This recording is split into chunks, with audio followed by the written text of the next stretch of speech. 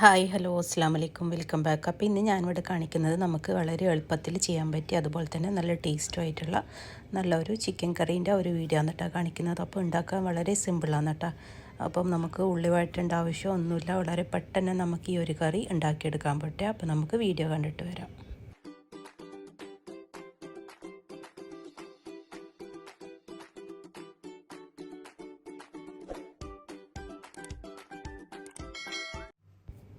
അപ്പോൾ ഈ ഒരു കറി ഉണ്ടാക്കാൻ വേണ്ടിയിട്ട് നമുക്ക് ആദ്യം തന്നെ വേണ്ടത് ഫ്രൈഡ് ചെയ്ത ഉള്ളിയാണ് കേട്ടോ. അപ്പോൾ ഉള്ളി ഞാനിവിടെ ഒരു ഉള്ളി എടുത്തിട്ടുണ്ട് കേട്ടോ. ഒരു വലിയ ഉള്ളി തന്നെ ഞാൻ എടുത്തിട്ടുണ്ട്. അപ്പോൾ അതൊന്ന് നല്ലോണം ഒന്ന് നമ്മൾ ബിരിയാണിക്കൊക്കെ പൊരിക്കൂല ആ ഒരു രീതിക്ക് വേണം പൊരിച്ചെടുക്കാൻ വേണ്ടിയിട്ട്. എൻ്റെ അതൊന്ന് ഡ്രൈ ആക്കി എടുത്തതിന് ശേഷം അത് നമുക്ക് കൈ വെച്ചിട്ട് നല്ലോണം ഒന്ന് ഇതാക്കിയെടുക്കാം കേട്ടോ. കുറച്ചൊന്ന് മാഷ് ചെയ്തെടുത്താൽ മതി, അധികം പൊടിയേണ്ട ആവശ്യമൊന്നുമില്ല.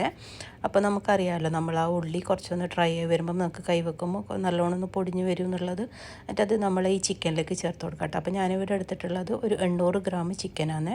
എന്നിട്ട് അതിലേക്ക് ഞാൻ 3-4 ടേബിൾ സ്പൂണ് തൈരാണ് കേട്ടോ ചേർത്ത് കൊടുക്കുന്നത്. തൈര് നിങ്ങൾക്ക് കട്ട തൈരോ അല്ലെങ്കിൽ എന്ത് തൈര് വേണമെങ്കിലും യൂസ് ചെയ്യട്ടോ.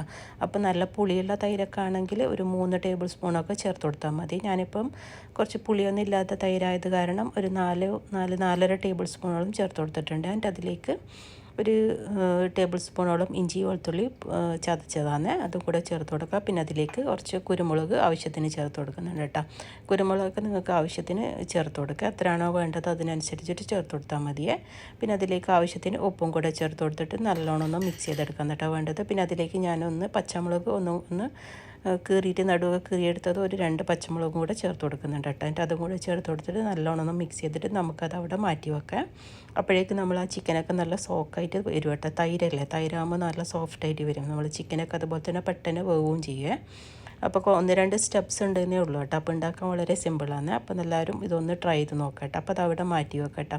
അപ്പോൾ ആ സമയം കൊണ്ട് നമുക്കൊന്ന് മസാല റെഡിയാക്കി എടുക്കുകയാണ്. അതിന് വേണ്ടിയിട്ട് ഞാൻ കുറച്ച് നമ്മൾ ചെറിയ ജീരകില്ല അതൊരു 1/2 ടേബിൾ സ്പൂണോളം ചേർത്ത് കൊടുത്തിട്ടുണ്ട്. പിന്നെ അതുപോലെ തന്നെ 1 ടേബിൾ സ്പൂൺ നമ്മൾ മല്ലിയാണ്, ഫുള്ളായിട്ടുള്ള മല്ലി. പിന്നെ അതുപോലെ തന്നെ ഒരു 3-4 കശ്മീരി ഡ്രൈ ചില്ലി ഇല്ലേ, അതാണ് കേട്ടോ ചേർത്ത് കൊടുത്തിട്ടുള്ളത്. പിന്നെ അതിലേക്ക് ഒരു അര ഉള്ളിയാണ് കേട്ടോ ചേർത്ത് കൊടുക്കുന്നത്. അപ്പോൾ നിങ്ങൾക്ക് ഇതൊക്കെ പൊടിയാണ് ചേർത്ത് കൊടുക്കുന്നുണ്ടെങ്കിൽ പൊടി ചേർത്ത് കൊടുത്താലും മതി കേട്ടോ. മുളക് അതുപോലെ തന്നെ മല്ലിയൊക്കെ പൊടി ചേർത്ത് കൊടുത്താലും മതിയെ. പിന്നെ അതുപോലെ തന്നെ ഉള്ളി, ചെറിയ ജീരകം അതൊക്കെ ചേർത്ത് കൊടുത്താലും അത് കുഴപ്പമൊന്നുമില്ല കേട്ടോ. ഞാനിപ്പോൾ ഇതെല്ലാം ഡ്രൈ റോസ്റ്റ് ചെയ്തെടുത്തിട്ട് കുറച്ച് വെള്ളം കൂടെ ചേർത്ത് കൊടുത്തിട്ട് ഒന്ന് ഇതുപോലെ പേസ്റ്റ് ആക്കിയിട്ട് അരച്ചെടുക്കാനാണ് ചെയ്തെടുത്തിട്ടുള്ളത്. എന്നിട്ട് അതവിടെ നല്ലോണം ഒന്ന് പേസ്റ്റ് ആക്കിയിട്ട് അരച്ചെടുക്കാം കേട്ടോ. എന്നിട്ട് ഞാനൊരു ആദ്യ പാനിലേക്ക് തന്നെ കുറച്ച് ഓയിൽ ഒഴിച്ച് കൊടുക്കുന്നുണ്ട്. ഓയിൽ ഞാനിവിടെ സൺഫ്ലവർ ഓയിലാണ് ചേർത്ത് കൊടുക്കുന്നത്. എന്നിട്ട് അതൊന്ന് ചൂടായി വരുന്നതും അതിലേക്ക് നമ്മൾ ഈ അരച്ച് വെച്ച് നമ്മൾ ഈ പേസ്റ്റ് ഇല്ലേ അത് ചേർത്ത് കൊടുക്കാനാണ് വേണ്ടത്. അപ്പം ഇതൊക്കെ നല്ല ഡ്രൈ റോസ്റ്റ് ചെയ്തെടുത്തുകൊണ്ട് നമുക്കധികം വഴറ്റേണ്ട ആവശ്യമൊന്നുമില്ല കേട്ടോ. ആ പച്ചക്കുത്തൊക്കെ നമുക്ക് മാറിക്കോളും കേട്ടോ. അപ്പോൾ ഇതുപോലെ ജസ്റ്റ് ഒന്ന് ഇട്ട് കൊടുത്തിട്ട് നല്ലോണം ഒന്ന് മിക്സ് ചെയ്തെടുത്തതിന് ശേഷം അതിലേക്ക് നമ്മൾ ഈ ചിക്കന് ചേർത്ത് കൊടുക്കാനാണ് വേണ്ടത്.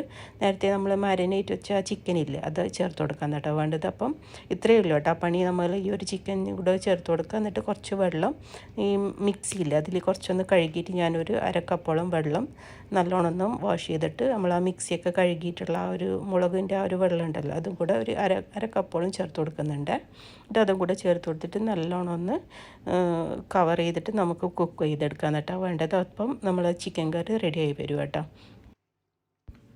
അപ്പോൾ തൈര് ചേർത്തതുകൊണ്ട് അടിയിൽ കട്ട പിടിക്കാനുള്ള ചാൻസ് ഉണ്ട് കേട്ടോ. അപ്പോൾ ഇടയ്ക്കിടയ്ക്ക് ഇതുപോലെ ഇളക്കി കൊടുക്കണേ, അല്ലെങ്കിൽ നമ്മൾ അടിയിൽ കരി പിടിക്കാനുള്ള ചാൻസ് ഉണ്ട് കേട്ടോ. തൈരായതുകൊണ്ടാണ് ഞാൻ പറയുന്നത്. അപ്പോൾ അതുപോലെ തന്നെ ചെറിയ തീയിൽ വെച്ചിട്ട് വേണം കുക്ക് ചെയ്തെടുക്കാൻ വേണ്ടിയിട്ട്. അപ്പം ഇടയ്ക്കിടയ്ക്ക് ആദ്യം നല്ലോണം ഒന്ന് ഹൈ ഫ്ലെയിമിലിട്ടിട്ട് നല്ലോണം ഒന്ന് തല വരുന്നവരെ കുക്ക് ചെയ്തെടുക്കാത്തത് ചെറിയ തീയിൽ വെച്ചിട്ട് കവർ ചെയ്തിട്ട് നല്ലോണം ഒന്ന് കുക്ക് ചെയ്തെടുത്താൽ മതിയേ.